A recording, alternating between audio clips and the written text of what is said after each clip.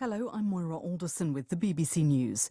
The founder of the right-wing Oath Keepers militia group in the US, Stuart Rhodes, has been convicted of seditious conspiracy in relation to last year's attack on the Capitol building in Washington. Barbara Platt-Usher sent this report from Washington. The trial lasted nearly 2 months. It was a significant case for the Justice Department's contention that the storming of the Capitol was a uniquely dangerous threat to democracy and not just a rally that got out of control. Stuart Rhodes didn't go inside the building, but he was accused of leading a plot to stop the transfer of presidential power from Donald Trump to Joe Biden by force. He told jurors there was no planned conspiracy to attack the Capitol, but they convicted him and one of his allies of sedition. 3 other defendants were acquitted, but all 5 were convicted on additional felony charges. A leading opposition figure in Belarus has been taken from prison and placed in intensive care. Maria Kolesnikova is serving an 11-year sentence for her part in the mass protests against President Alexander Lukashenko in 2020. At the time, the security forces tried to make her leave the country, but she ripped up her passport after being bundled into a vehicle and driven to the border. Her sister, Tatyana Kamich, told the BBC what she knew. This information that she's in hospital appeared from anonymous resources. When a lawyer tried actually to visit her today in the penal colony, and he was refused to do that. And they even didn't say that she's in hospital. There was an operation, there was a surgery yesterday, and now she's in stable condition. But unfortunately, we don't know the diagnosis. How did it happen? What was the reason for that? The US Senate Republican leader Mitch McConnell has become the latest politician to condemn Donald Trump's meeting with a white supremacist. Mr. McConnell said Nick Fuentes' views had no room in the Republican Party.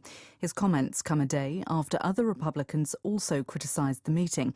Anthony Zerka has this analysis. I think that you're seeing a willingness among some Republicans to come out and be more critical of Donald Trump. Mitch McConnell, also very outspoken in his criticism.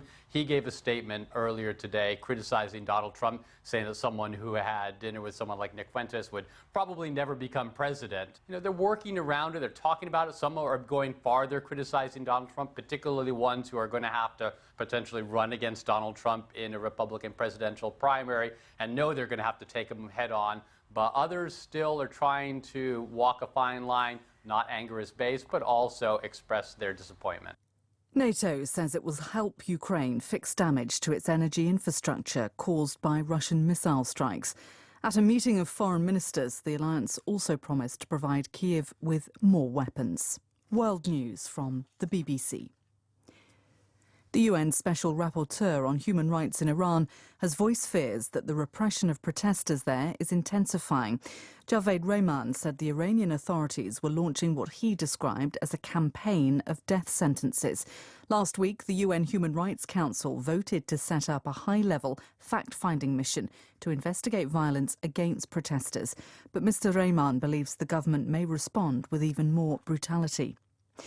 The president-elect of Brazil, Luiz Inácio Lula da Silva, has asked the US and European countries to donate to an international fund to protect the Amazon rainforest.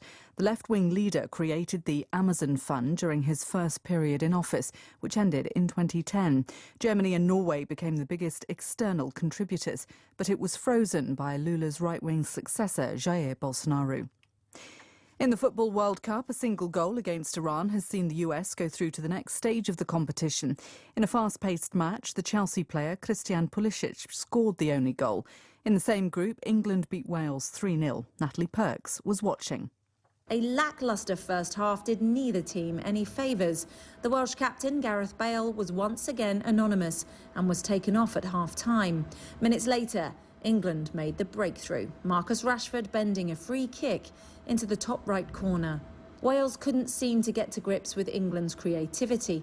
After the USA beat Iran 1-0 in the other game, they will now play the Netherlands, whilst England will now face Senegal on Sunday evening. A new study has suggested bats possess a huge vocal range, much bigger than singers like Mariah Carey and Prince. Researchers say normal vocal ranges for bats can reach 7 octaves, almost double the range of humans. The study's lead researcher said bats use them to make low-frequency calls like human death metal singers. BBC News.